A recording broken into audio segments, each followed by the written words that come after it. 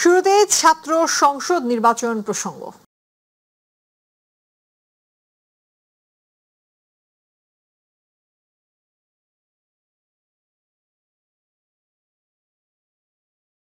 দীর্ঘ প্রতীক্ষার পর জাহাঙ্গীরনগর বিশ্ববিদ্যালয় কেন্দ্রীয় শিক্ষার্থী সংসদ নির্বাচনের ফলাফল ঘোষণা করা হয়েছে। বিকালে 5:15টায় ফলাফল ঘোষণা শুরু হয়। জাকসুর নতুন ভিপি নির্বাচিত হয়েছে আব্দুর রশিদ জিতু স্বতন্ত্র। জিএস পদে নির্বাচিত শিবির সমর্থিত মাজাহারুল ইসলাম এজিএস পুরুষ, ফেরদৌস আল হাসান এজিএস নারী পদে শিবির সমর্থিত আয়েশা সিদ্দিকা মেঘলা নির্বাচিত। পরিবহন ও যোগাযোগ সম্পাদক তানভীর রহমান, নাট্য সম্পাদক রুহুল ইসলাম নির্বাচিত। পরিবেশ ও প্রকৃতি সংরক্ষণ সম্পাদক সাফায়েত মীর, শিক্ষা ও গবেষণা সম্পাদক আবু ওবায়দা নির্বাচিত হয়েছেন।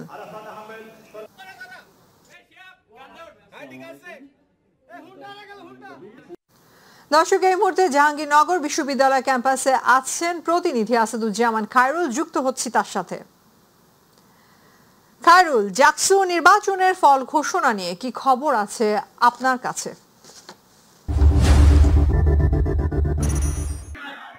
ফারহানা, আপনি যেমনটি বলছিলেন, আসলে দীর্ঘ 33 বছরের সেই কাঙ্ক্ষিত জাকসু নির্বাচনের কিন্তু ফলাফল ঘোষণা হয়েছে এবং শত জল্পনা কল্পনা ছাপিয়ে কিন্তু এখন আমরা সে ফলাফল আমরা হাতে পেয়েছি। আমরা যদি একটু আপনাদেরকে সে ফলাফলটি জানাই, তার আগে একটু দেখিয়ে রাখি যে আসলে উৎসুক যেই ছাত্র এবং শিক্ষার্থীরা এখানে আছেন তারা কিন্তু এখনো ভিড় করে আছেন। এই মাত্র মানে 1 মিনিটও হয়নি যে ফল ঘোষণা করা শেষ হয়েছে। আমি যদি জানাই যে সহসভাপতি পদে কিন্তু 9 জন দাঁড়িয়েছিলেন, যেটি ভিপি পদ, সেই ভিপি পদে কিন্তু সর্বোচ্চ 3334টি ভোট পেয়ে কিন্তু বিজয় হয়েছেন তুলনামূলক সাহিত্য সাংস্কৃতিক ইনস্টিটিউটের 47তম ব্যাচের শিক্ষার্থী আব্দুর রশিদ জিতু।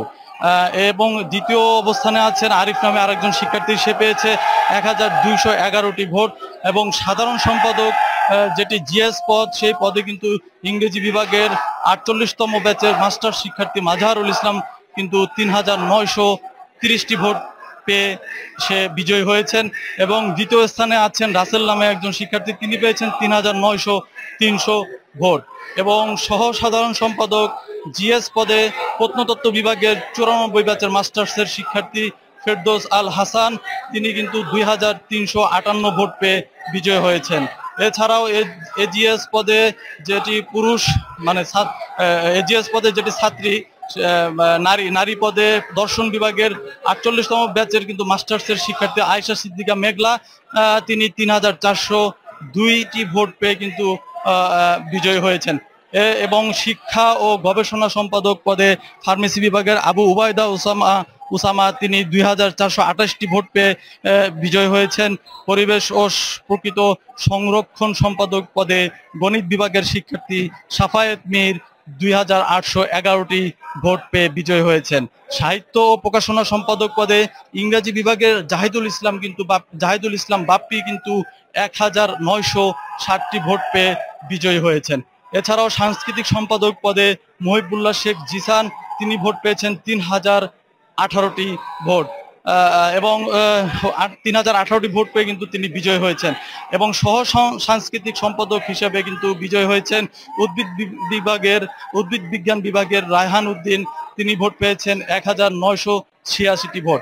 এবং নাট্য সম্পাদক হিসাবে নাটক ও নাট্য তথ্য বিভাগের রুহুল ইসলাম বিজয়ী হয়েছেন 1929টি ভোট পেয়ে। এছাড়াও ক্রীড়া সম্পাদক পদে বাংলা বিভাগের 48তম ব্যাচের মাহমুদুল হাসান কিরণ, তিনি বিজয়ী হয়েছেন 5778 ভোট পেয়ে। এবং সহক্রিয়া ছাত্র পদে মাইক্রোবায়োলজি বিভাগের মাহাদি হাসান, তিনি কিন্তু সর্বোচ্চ ভোট 2105টি ভোট পেয়ে বিজয় হয়েছেন। সহক্রিয়া পদে নারী পদে গণিত বিভাগের ফারহানা লুবানা, তিনি কিন্তু 1975টি ভোট পেয়ে বিজয় হয়েছেন। আইটি ও গ্রন্থাগার পদে ফার্মেসি বিভাগের 48তম ব্যাচের রাশেদুল ইমন লিখন, তিনি কিন্তু 2475টি ভোট পেয়ে বিজয় হয়েছেন। এবং আরো যদি বলি যে সমাজসেবা ও মানব সেবা উন্নয়ন পদে আহসান লাবিব নামে একজন শিক্ষার্থী, সে কিন্তু সর্বোচ্চ 90টি ভোট পেয়ে বিজয়ী হয়েছেন এবং পাশাপাশি সহ সমাজসেবা ও সমাজসেবা মানব সেবা উন্নয়ন পদে মাইক্রোবায়োলজির ছাত্র তৌহিদ ইসলাম কিন্তু সর্বোচ্চ ভোট পেয়েছে 2442টি এবং সহ সমাজসেবা ও মানব সেবা উন্নয়ন ছাত্রী যিনি আছেন তিনি কিন্তু ফার্মেসি বিভাগের নিগার সুলতানা উনি কিন্তু 2975টি ভোট পেয়ে কিন্তু বিজয় হয়েছেন। এছাড়া স্বাস্থ্য খাদ্য নিরাপত্তা বিষয়ক সম্পাদক প্রাণীবিদ্যা বিভাগের হুসনি মোবারক তিনি 2653টি ভোট পেয়ে বিজয়ী হয়েছেন। পরিবহন ও যোগাযোগ সম্পাদক পদে পরিবেশ বিজ্ঞান বিভাগের তানভীর রহমান মনোনীত হয়েছেন 2559টি ভোট পেয়ে।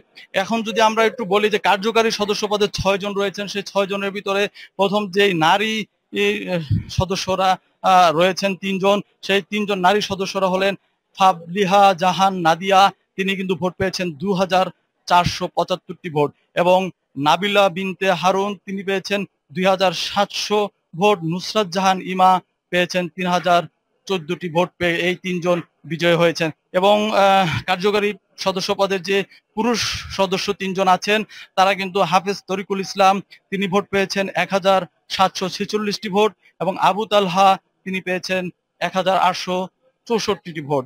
মোহাম্মদ আলী চিশতি সে পেয়েছেন 2414টি ভোট পেয়েছেন এবং এই ভোট পেয়ে কিন্তু তারা আসলে বিজয় হয়েছেন। বলা চলে জাকসু নির্বাচনে কিন্তু ফলাফল ঘোষণার পরে আমরা জাহাঙ্গীরনগর বিশ্ববিদ্যালয়ের যে শিক্ষার্থী তাদের কিন্তু বিপুল পরিমাণে উৎসাহ উদ্দীপনা দেখেছি এবং তারা বলছেন যে এই জাকসুর যারা কেন্দ্রীয় সংসদে যারা বিজয় হয়েছেন তারা আগামীতে গণতন্ত্রের ধারাকে অব্যাহত রাখবে। এই ছিল আমার কাছে জাকসু নির্বাচনের সর্বশেষ পরিস্থিতি জাহাঙ্গীরনগর বিশ্ববিদ্যালয় থেকে। খায়রুল, আপনাকে ধন্যবাদ। দর্শক, জাকসুর ছাত্র সংসদ নির্বাচনের সংবাদ এতক্ষণ শুনছিলাম। চলে যাচ্ছে অন্যান্য প্রসঙ্গে। রোববার জাহাঙ্গীরনগর বিশ্ববিদ্যালয় বন্ধ থাকবে। এদিন বিশ্ববিদ্যালয়ের সব ক্লাস ও অফিস বন্ধ থাকবে এবং পূর্ব নির্ধারিত সব পরীক্ষা স্থগিত থাকবে। বিশ্ববিদ্যালয় রেজিস্ট্রার ABM আজিজুর রহমান স্বাক্ষরিত এক সংবাদ বিজ্ঞপ্তিতে তথ্য জানানো হয়। বিজ্ঞপ্তিতে জানানো হয় জাকসু ও হল সংসদ নির্বাচন 2025 উপলক্ষে 10, 11, 12 ও 13 সেপ্টেম্বর ভোট গ্রহণ প্রস্তুতি, ভোট গ্রহণ ও গণনা কার্যক্রমে বিশ্ববিদ্যালয় সংশ্লিষ্ট শিক্ষক, শিক্ষার্থী ও কর্মকর্তা কর্মচারীরা অংশ নেন। তারা নিরলসভাবে পরিশ্রম করে ও নির্ঘুম রাত কাটিয়ে এখন পরিশ্রান্ত। এছাড়া সাধারণ শিক্ষার্থীদের অনেকেই মানসিকভাবে পরিশ্রান্ত। সার্বিক অবস্থা বিবেচনা করে আগামীকাল বিশ্ববিদ্যালয়ের সব অফিস, ক্লাস ও পরীক্ষা বন্ধের সিদ্ধান্ত হয়েছে। তবে 2024-25 শিক্ষাবর্ষে প্রথম বর্ষ স্নাতক শ্রেণীতে ভর্তি কার্যক্রম কাল চলবে।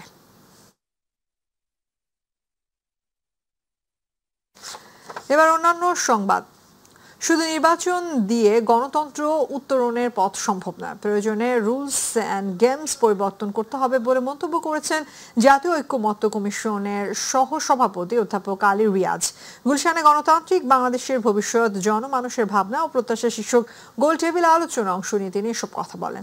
বিএনপি স্থায়ী কমিটির সদস্য সালাউদ্দিন আহমদ বলেন, গণ অভ্যুত্থানের প্রত্যাশার সাথে মিল রেখে গণতান্ত্রিক রাজনীতি সংস্কৃতি পরিবর্তন করতে হবে। ইলিয়াস মাতবরের প্রতিবেদন।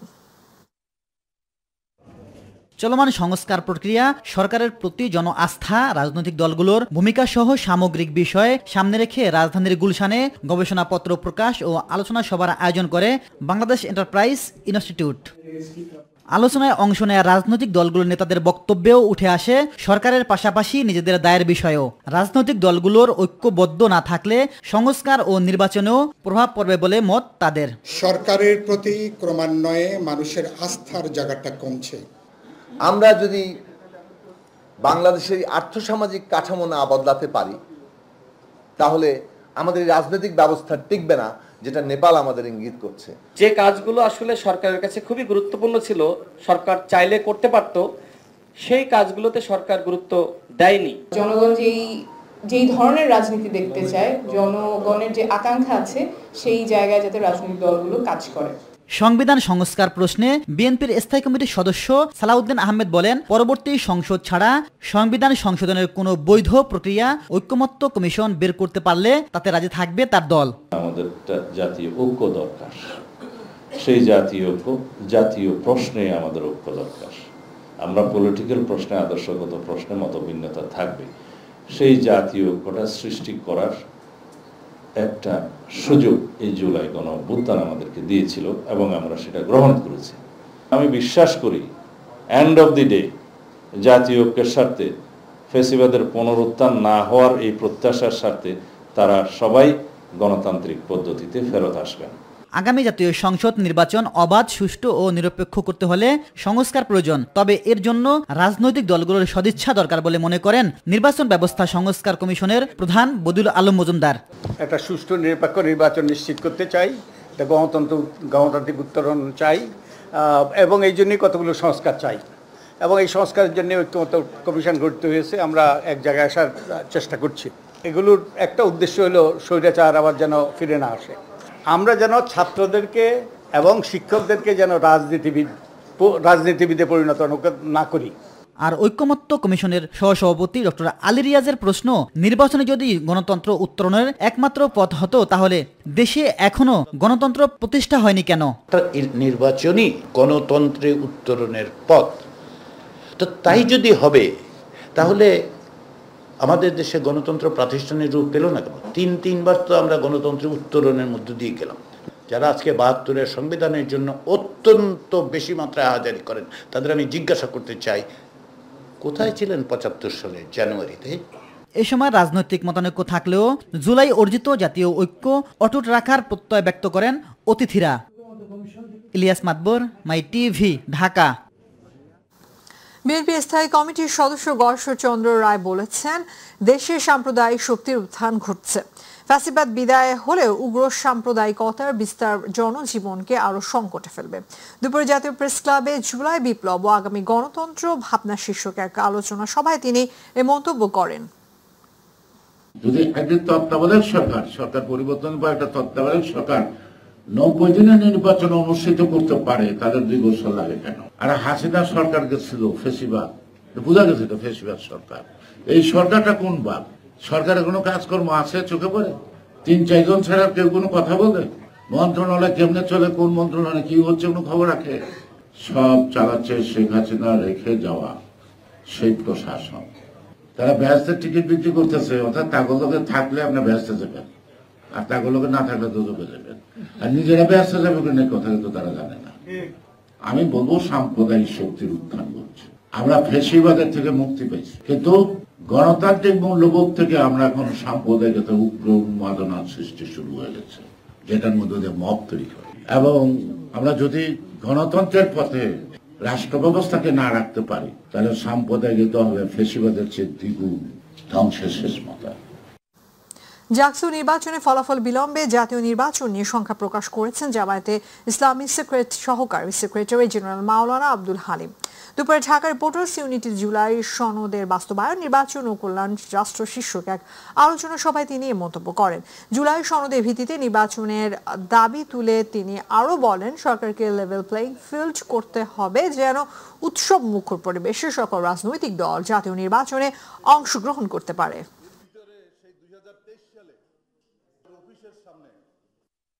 আওয়ামী লীগের নেতা কর্মীদেরকে নিজেদের দলে নিয়ে তারপরে ফ্যাসিবাদ মুক্ত বাংলাদেশ গড়া, এটা মানুষের সাথে রসিকতা ছাড়া কিছু নয়। তবে আশঙ্কা তৈরি হয়েছে, 3 দিন জাকসুর ভোটের ফলাফল পাইনি। এখন জাতীয় নির্বাচন ফলাফল যদি ফেব্রুয়ারিতে হয়, এটা হইতে হইতে কি মার্চে হয়ে যায় কিনা, বলবে যে না 26শে মার্চ রেজাল্ট দেব। এই আশঙ্কা দেরি হয়েছে না কেন? এটাকে অন্তর্বর্তী সরকারকে এটা ব্যবস্থা নিতে হবে। লেভেল প্লেইং ফিল্ড আপনাদের তৈরি করতে হবে, সবাই উৎসবমুখর পরিবেশে ভোট দেবে। নৌপরিবহন মন্ত্রণালয়ের উপদেষ্টা ব্রিগেডিয়ার অবসরপ্রাপ্ত এম সাখাওয়াত হোসেন বলেছেন, আগামী ফেব্রুয়ারিতে নির্বাচন অনুষ্ঠিত হবে। এ নিয়ে উপদেষ্টা পরিষদের মধ্যে কোনো সংশয় নেই। নির্বাচন কমিশন নির্বাচন পরিচালনা করবে। দুপুরে বরিশালে বিভিন্ন উন্নয়ন প্রকল্প পরিদর্শন শেষে তিনি এসব কথা বলেন।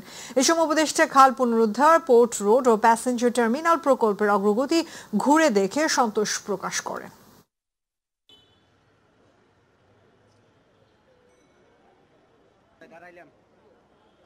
এমন আছে যে অত বড় বড় যে কন্ট্রাক্টগুলো আছে সেই কন্ট্রাক্টগুলো মোটামুটি সাইন হয়ে যাবে। এটার মধ্যে যেমন আছে মিরগঞ্জ ব্রিজ, আশা করি আমাকে যে আশ্বাস দেওয়া হয়েছে সেটা ডিসেম্বরের মধ্যে আমরা ওখানে কন্ট্রাক্ট সাইন করতে পারবো এবং ডিসেম্বরের মধ্যে আমরা ওখানে মোটামুটি একটা ভিত্তিপ্রস্তর দিতে পারবো।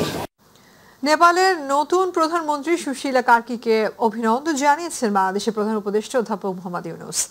শনিবার এক বার্তায় প্রধান উপদেষ্টা অভিনন্দন জানান বলে তার উপপ্রেস সচিব আব্দুল কালাম আজাদ মজুমদার জানিয়েছেন। অভিনন্দন বার্তায় প্রধান উপদেষ্টা নেপালের জনগণের আস্থা ও বিশ্বাসের প্রতিফলন হিসেবে সুশীলা কার্কির দায়িত্ব নেওয়ার প্রশংসা করেন। প্রধান উপদেষ্টা তার বার্তায় দুই দেশের গভীর বন্ধুত্বপূর্ণ সম্পর্ক আরও জোরদারের প্রত্যাশা জানান। পাশাপাশি সাম্প্রতিক রাজনৈতিক অস্থিরতায় প্রাণহানির ঘটনা নেপালের জনগণের প্রতি সমবেদনা প্রকাশ এবং আহতদের দ্রুত আরোগ্য কামনা করেন। চিঠি শেষে প্রধান উপদেষ্টা নেপালের জনগণের শান্তি ও সমৃদ্ধি এবং প্রধানমন্ত্রীর সুস্বাস্থ্য ও সফলতা কামনা করেন।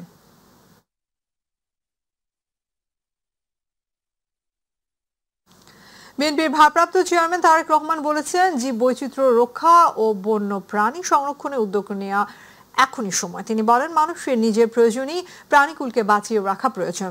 সন্ধ্যায় চীন মৈত্রী সম্মেলন কেন্দ্রে প্রাণী ও প্রাণের মিলন মেলা অনুষ্ঠানে ভার্চুয়ালি যুক্ত হয়ে তিনি এসব কথা বলেন। জনগণের ভোটে বিএনপির ক্ষমতায় গেলে বাস্তুতন্ত্রের আইন পরিবর্তন করা হবে জানিয়ে তিনি বলেন, মানবিক অনুভূতি তৈরি ছাড়া শুধুমাত্র আইন করে প্রাণীকুলের আবাস ও অধিকার রক্ষা করা সম্ভব নয়। জীব বৈচিত্র্য সংরক্ষণে সকলের মাঝে সচেতনতা গড়ে তুলতেই এই আয়োজন করছে Bangladesh animal welfare association.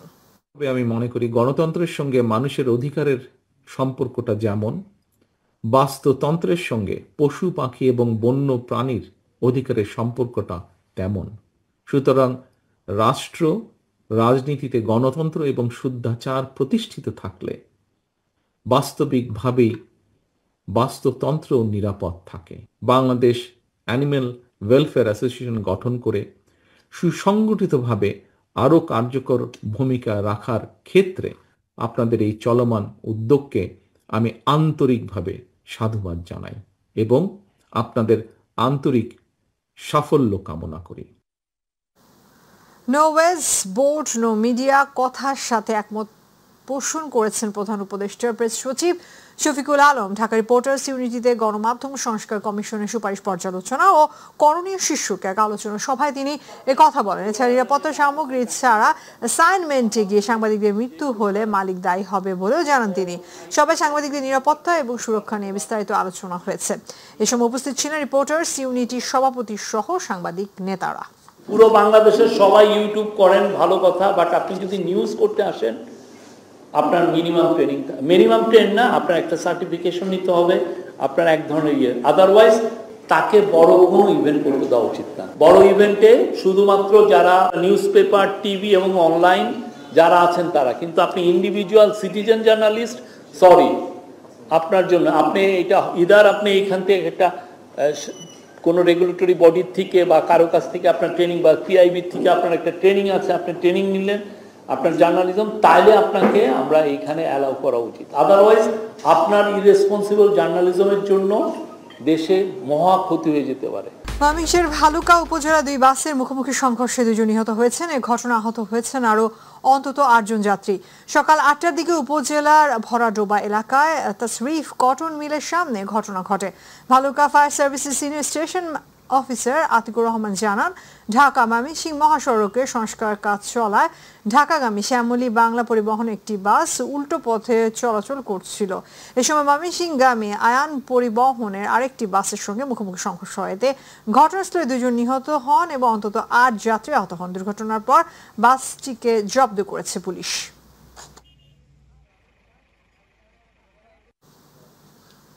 Sunamganj Sylhet আঞ্চলিক মহাসড়কে মোটরসাইকেল ও কারের মুখোমুখি সংঘর্ষে 2 জন নিহত হয়েছেন। দুপুরে শান্তিগঞ্জ উপজেলার জয় কলস এলাকায় এই মর্মান্তিক সড়ক দুর্ঘটনাটি ঘটে। পুলিশের স্থানীয়রা জানায়, জেলা প্রশাসকের কার্যালয়ে চিঠি জগন্নাথপুর উপজেলায় নিয়ে যাওয়ার পথে সুনামগঞ্জ সিলেট মহাসড়কের জয়কলস এলাকায় মোটরসাইকেল ও কারের মুখোমুখি সংঘর্ষ হয়। এতে ঘটনাস্থলে একজনের মৃত্যু হলে অন্যজনকে স্থানীয়রা উদ্ধার করে সুনামগঞ্জ সদর হাসপাতালে নিয়ে আসলে কর্তব্যরত চিকিৎসক তাকে মৃত ঘোষণা করেন। নিহতদের মরদেহ সুনামগঞ্জ সদর হাসপাতালে পাঠানো হয়েছে বলেও জানান তিনি। গত 24 ঘন্টায় এডিস মশাবাহিত রোগ ডেঙ্গুতে আক্রান্ত হয়ে 2 জনের মৃত্যু হয়েছে। পাশাপাশি এই সময়ের মধ্যে আরো 279 জন ডেঙ্গু জ্বরে হাসপাতালে ভর্তি হয়েছেন। স্বাস্থ্য অধিদপ্তরের হেলথ ইমার্জেন্সি অপারেশন সেন্টার ও কন্ট্রোল রুম থেকে পাঠানো প্রতিবেদনে তথ্য জানানো হয়।